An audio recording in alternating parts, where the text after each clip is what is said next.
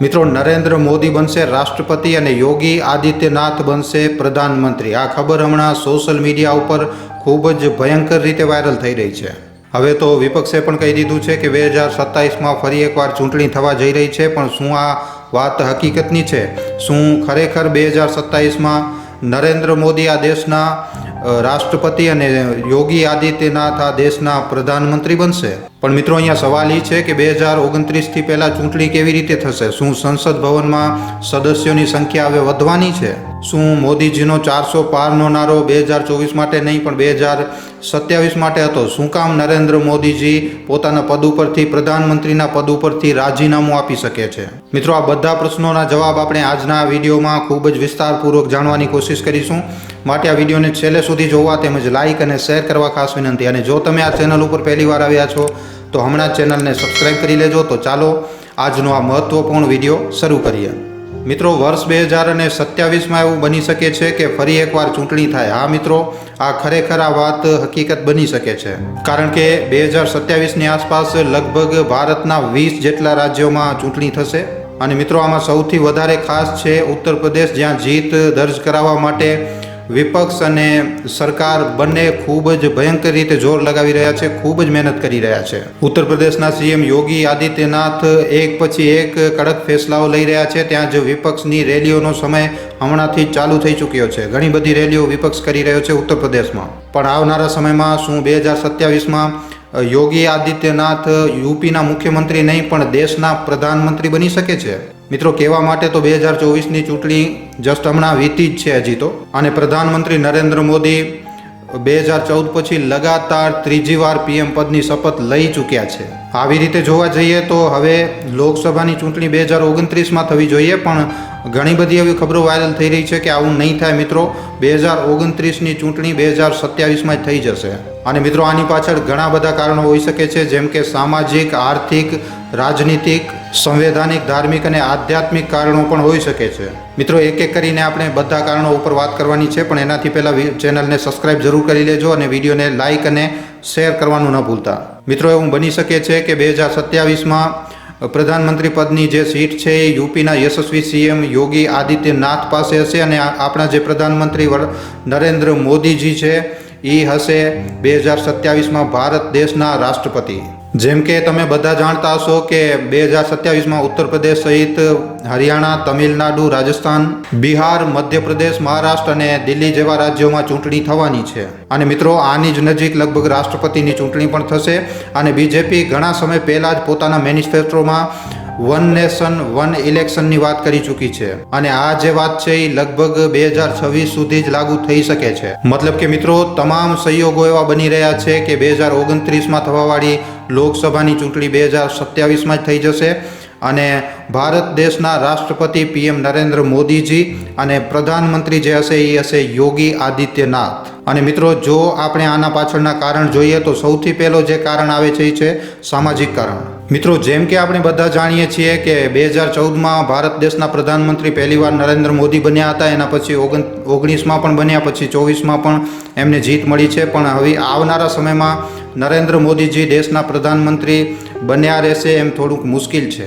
કારણ કે હમણાં નરેન્દ્ર મોદીજીની જે ઉંમર છે એ 73 વર્ષની છે અને 2027 સુધી મોદીજી 76 વર્ષના થઈ જશે. આમ તો મિત્રો, જો આપણે સંવિધાનની રીતે વાત કરીએ તો પ્રધાનમંત્રીના પદ માટે ઉંમરની કોઈ સીમા નથી હોતી. પણ મિત્રો, અહીંયા ખાસ વાત એ છે કે પીએમ નરેન્દ્ર મોદીજીએ જ બીજેપીમાં એક ડાયરો સેટ કર્યો છે, જેમાં કોઈ પણ કાર્યકર્તાના 75 વર્ષ પૂરા થઈ જાય એના પછી એને રિટાયરમેન્ટ લેવું પડે છે. અને આવી પરિસ્થિતિમાં મિત્રો, જો પીએમ નરેન્દ્ર મોદીજી 75 વર્ષના થઈ જશે એના પછી પણ એ દેશના પ્રધાનમંત્રી બન્યા રહેશે, તો એમના ઉપર ખાસ કરીને વિપક્ષ, મીડિયા અને આંતરરાષ્ટ્રીય મીડિયા પણ રિઝાઇન કરવાનો દબાવ નાખી શકે છે. અને બની શકે કે બીજેપીના પણ ઘણા નેતા આવું કરે, જેનાથી એમનો જે રસ્તો છે એ સાફ થઈ શકે. એવામાં પૂરેપૂરી સંભાવના છે કે 2027માં નરેન્દ્ર મોદીજી પોતાના પદ ઉપરથી રાજીનામું આપી દેશે અને રાષ્ટ્રપતિની ચૂંટણી લડી શકે છે અને રાષ્ટ્રપતિ બની શકે છે ભારત દેશના, જીત હાસિલ કરીને. અને આવી રીતે આપણે વર્તમાન સમયમાં જોઈએ તો મિત્રો, પીએમ નરેન્દ્ર મોદીજી પછી હવે જે ભારતનો જે કોઈ એવો ચહેરો છે કે જે પ્રધાનમંત્રીનું પદ સંભાળી શકે છે તો એ બીજો કોઈ નહીં પણ માત્ર એકને એક યોગી આદિત્યનાથ જ છે. અને આવી રીતે મિત્રો, નરેન્દ્ર મોદીજી પછી નીડર, યશસ્વી અને એકદમ કડક ફેસલા લેવાવાળા યોગી આદિત્યનાથ આ દેશની કમાન સંભાળી શકે છે. અને મિત્રો એક વાત યાદ રાખજો કે જો આવું થયું, જો યોગી આદિત્યનાથ દેશના પ્રધાનમંત્રી બની ગયા તો એના પછી 15 વર્ષો સુધી બીજા કોઈ વ્યક્તિનો ચાન્સ નહીં આવે.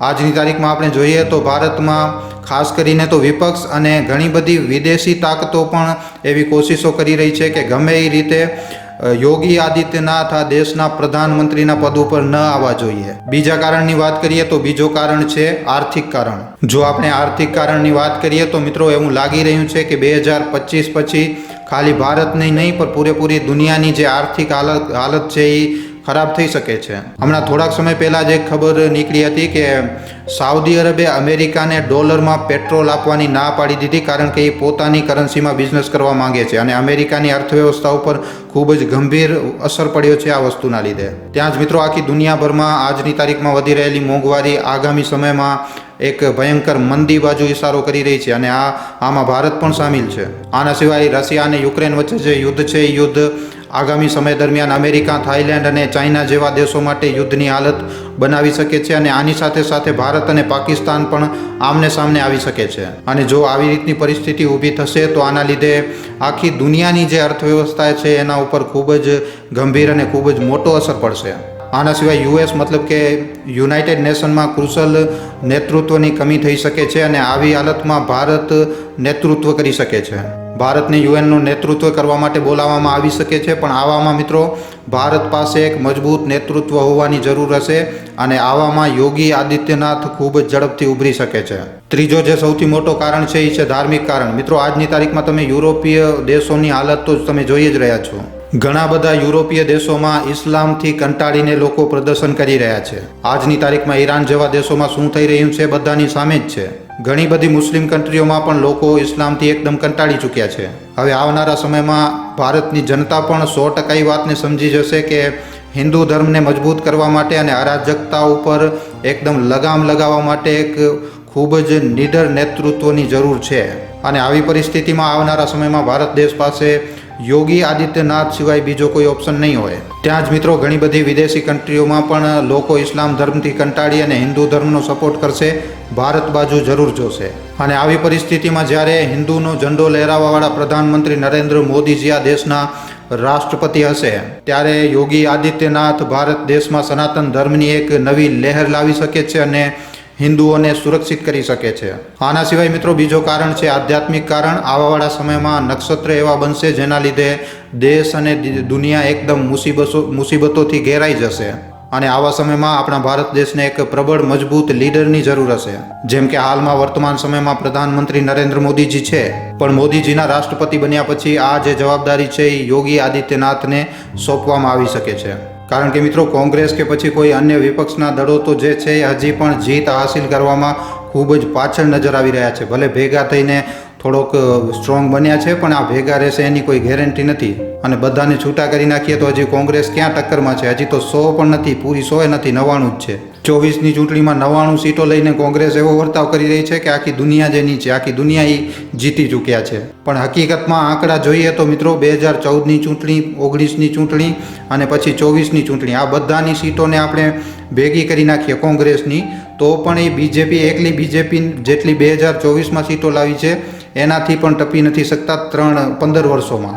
મતલબ કે કોંગ્રેસને છેલ્લી 3 લોકસભાની ચૂંટણીમાં જેટલી સીટો નથી આવી એનાથી વધારે સીટો બીજેપી જે છે એ 2024ની ચૂંટણીમાં લાવી છે. અને 2027માં પણ કોંગ્રેસ મિત્રો વધારેમાં વધારે 150 સીટો સુધી પહોંચી શકશે. હવે મિત્રો તમે કહેશો કે આ તો ખૂબ જ વધારે છે, 150 સીટો તો ખૂબ જ સારી કહેવાય. તો આના માટે આપણને સંવિધાનક કારણને સમજવું પડશે. બીજો છે સંવિધાનક કારણ.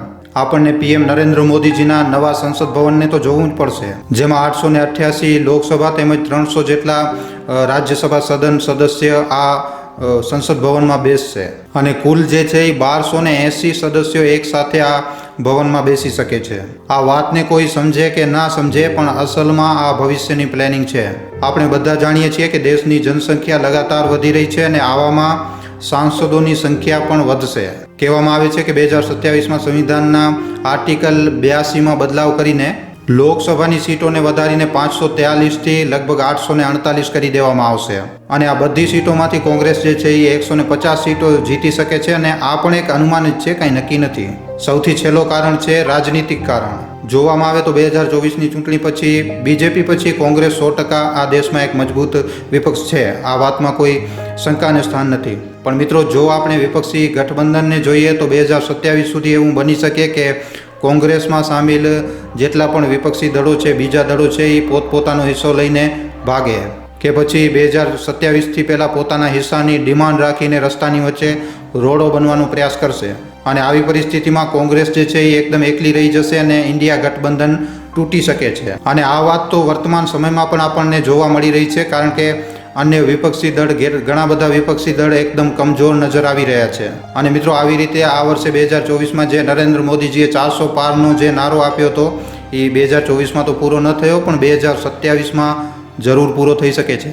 અને આ બધા કારણ છે મિત્રો. આના સિવાય પણ બીજા ઘણા બધા કારણ છે, આપણે આગળના કોઈ વિડીયોમાં વાત કરશું. આ બધા કારણોના લીધે આવનારા સમયમાં પીએમ નરેન્દ્ર મોદી વર્તમાનના પ્રધાનમંત્રી આવનારા સમયમાં રાષ્ટ્રપતિનું પદ સંભાળશે અને સીએમ યોગી આદિત્યનાથ આવનારા સમયમાં ભારત દેશના પ્રધાનમંત્રીના રૂપમાં આપણને નજર આવી શકે છે. પણ મિત્રો, અહીંયા પણ એક વાત છે, આ ત્યાર સુધી મુમકિન નથી જ્યાર સુધી ભારતના બધા જ હિન્દુ ભાઈ જાગી ન જાય. આપણને એ સમજવાની જરૂર છે કે આ દેશ આપણો છે, તો આને સુધારવાની જવાબદારી પણ આપણી છે અને આવનારા સમયમાં એક ખૂબ જ સારા નેતૃત્વને લાવવાની જવાબદારી પણ આપણી છે. પણ આ જવાબદારીને પૂરી કરવા માટે આપણને સંગઠિત થવું પડશે. આપણી વચ્ચેના બધા મતભેદોને ભૂલવું પડશે. આપણા દેશમાં જાતિવાદ અને ધર્મ ઉપર ખૂબ જ મોટી મોટી લડાઈઓ જોવા મળે છે. પણ જો ભારતને સુપર પાવર બનવું છે તો પોતાની વચ્ચે રહેલા મતભેદોને ભૂલવું પડશે અને આગળ વધવું પડશે. આવનારા સમયમાં જો હિન્દુ સંગઠિત નહીં થાય, જો હિન્દુનો સાથ નહીં આપે, તો આવનારા સમયમાં ભારતની જે હાલત છે એ પણ બાંગ્લાદેશ અને પાકિસ્તાન જેવી થશે. મિત્રો, આશા રાખીએ છીએ કે આજનો આ વિડીયો તમને સમજવામાં આવી ગયો હશે અને આ વિડીયો પાછળનો સંદેશ તમને સમજમાં આવી ગયો છે કે આગળ આપણને શું કરવાનું છે. વિડીયો કેવો લાગ્યો છે અમને નીચે કમેન્ટ સેક્શનમાં લખીને જરૂર જણાવજો. અને જો વિડીયો પસંદ આવ્યો હોય તો આ વિડીયોને ખાલી તમારા સુધી સીમિત ન રાખતા તમારા મિત્રો સાથે, પરિજનો સાથે વોટ્સઅપ ઉપર, ફેસબુક ઉપર, યુટ્યુબ ઉપર જેટલો બની શકે વધારેમાં વધારે આ વિડીયોને શેર જરૂર કરજો. તો આજના વિડીયોમાં આટલું જ. હવે આપણે મળીશું ફરીવાર એક નવા વિડીયો સાથે. ધન્યવાદ. મિત્રો, તમારા માટે એક સારા વિષય ઉપર વિડીયો બનાવવામાં અમને ઘણો જ સમય લાગી જાય છે. માટે આ વિડીયોના બદલે અમે તમારા પાસેથી એક લાઇક અને એક શેરની આશા જરૂર રાખીએ છીએ, કારણ કે તમારી એક લાઇક અને એક શેર અમને આવા જ જાણકારીસભર વિડીયો બનાવવાની પ્રેરણા આપે છે. માટે જો આ વિડીયો તમને પસંદ આવ્યો હોય તો આ વિડીયોને લાઇક કરીને તમારા મિત્રો અને પરિજનો સાથે શેર કરવા ખાસ વિનંતી. અને જો તમે અમારા ગુજરાતી દુનિયા નામના યુટ્યુબ ચેનલ ઉપર પહેલીવાર આવ્યા છો તો હમણાં જ આ ચેનલને સબસ્ક્રાઇબ કરી લેજો. સબસ્ક્રાઇબ કર્યા બાદ બાજુમાં જે બેલ આઇકન, જે ઘંટડીનું નિશાન આવે એને દબાવી નાખજો, જેનાથી અમારા દરેક વિડીયોની જાણકારી તમને નોટિફિકેશનના માધ્યમથી મળતી રહે. આખો વિડીયો જોવા બદલ આભાર. હવે આપણે મળીશું એક આવા જ નવા જાણકારીસભર વિડીયોમાં. ધન્યવાદ.